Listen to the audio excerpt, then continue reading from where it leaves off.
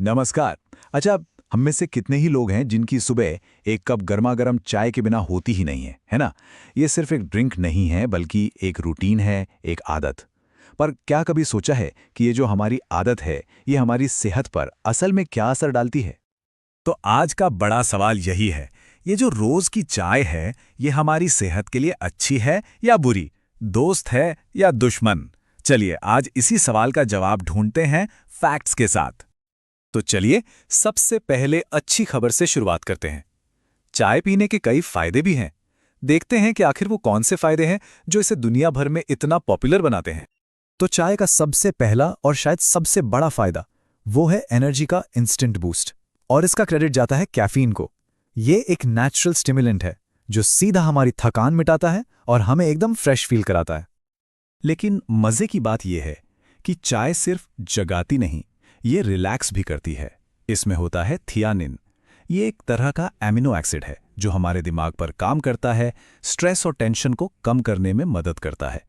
तभी तो एक कप चाय पीकर अक्सर लगता है, आह क्या सुकून मिला।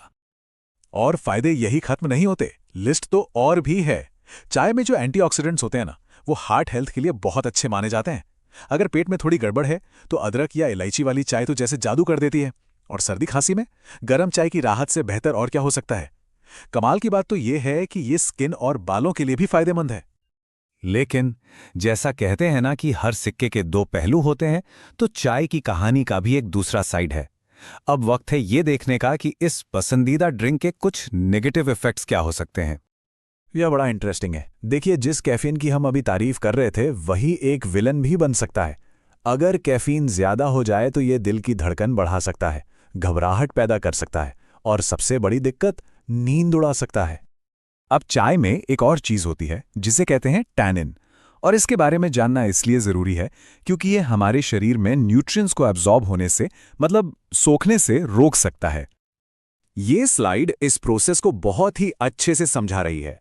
मान लीजिए किसी ने आयरन से भरपूर खाना खाया, जैसे पालक। अब अगर खाने के तुरंत बाद या साथ में चाय पी ली तो चाय में मौजूद ये टैनिन्स उस आयरन को पकड़ लेते हैं और नतीजा, शरीर उस जरूरी आयरन को ठीक से इस्तेमाल ही नहीं कर पाता।